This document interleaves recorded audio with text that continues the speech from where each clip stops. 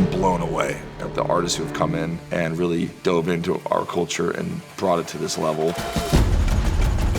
We were building a civilization from ground up. It just looks like it came right out of the museum. It felt so real being on that set. All of that was a big part of how we wanted to build this story.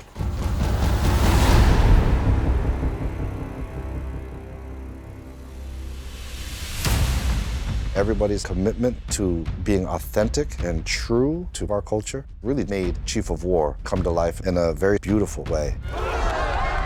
Everything from costumes to production design to weapons. Our tikis, even historical events, were all heavily researched. One area that we are so proud of is costumes.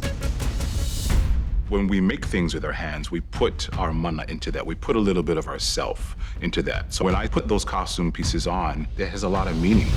The feather working in the chief's regalia is incredible. We have the mahiole, which is the feather headpiece, and the ahu'ula, which is the feather cape or cloak.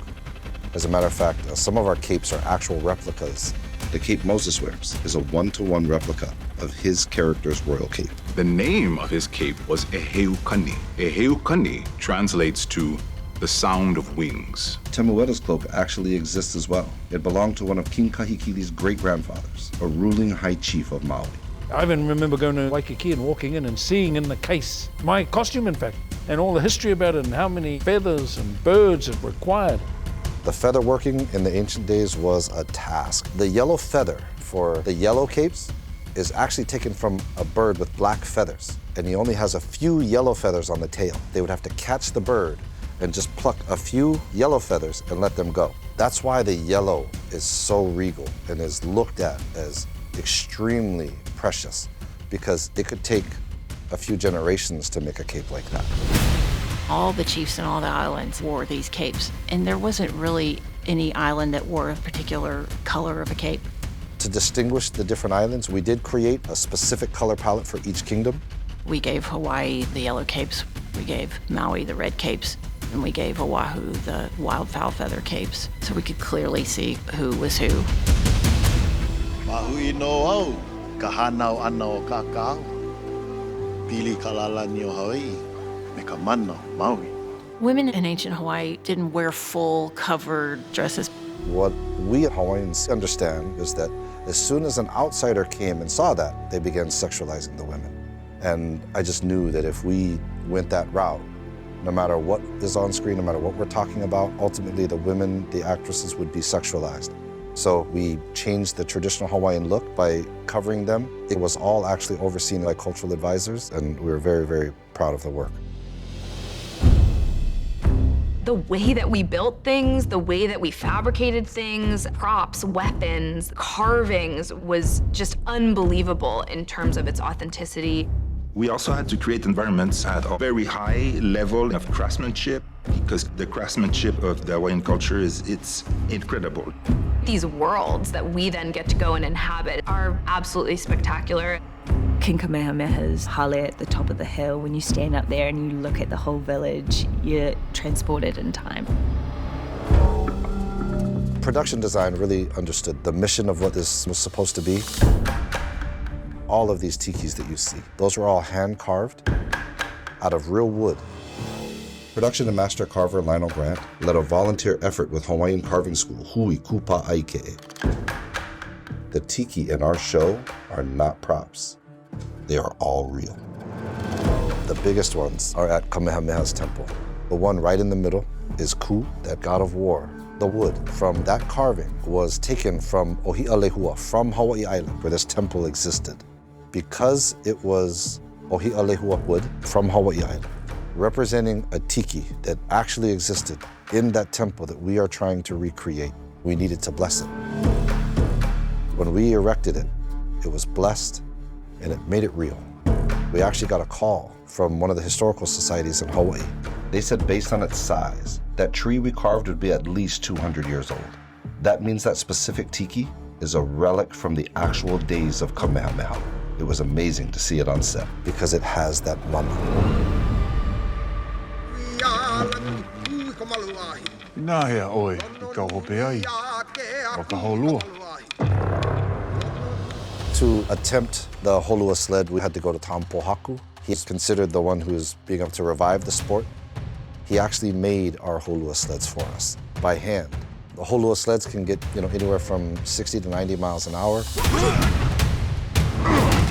It was crazy to think that our chiefs race down the side of a lava mountain, and when they fall, it's just like this ball of blood.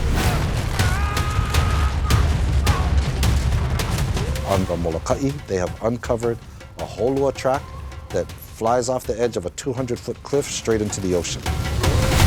So I said, may not have that track on Big Island, but we are definitely putting that in the show. We got to make real Hawaiian weapons that have never been seen on film before. There's a lot of shark tooth, clubs with teeth, clubs with human teeth, just crazy things. I remember being in my office when the props people came and they brought me this weapon. And they said, here, Pa, look at this. And I grab it, I'm like, wow. She has a smile on her face and she's like, those are real human teeth.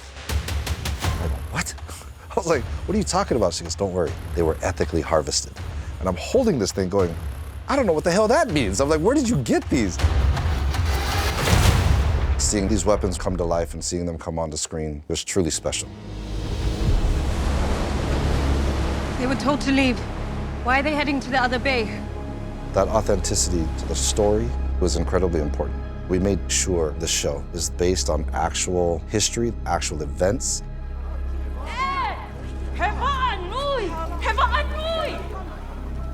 In the episode where Captain Metcalf goes to another bay, that incident really did happen. It's referred to as the Olovalu Massacre. It is the wounded knee of our history. Just thinking about it, I get quite emotional. It is one of the first accounts of human genocide. What we shot wasn't near as bad as what really happened. Simon Metcalf rang his bell for trade. Hawaiians gathered. Simon Metcalf turned his ship. He ordered his men to load the cannons with grape shots, which is basically canisters full of nails. And fire! Fire!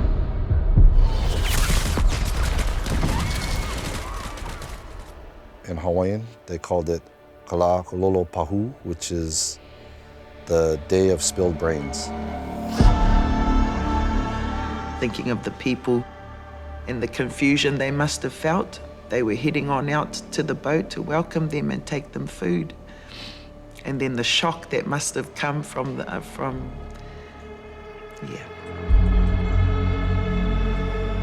The weight of that scene, it was really hard. It was hard to watch. It was hard to film. As hard as it was, I think it's important for us to look at moments like this so that we can re-examine how we deal with each other, how we think of each other,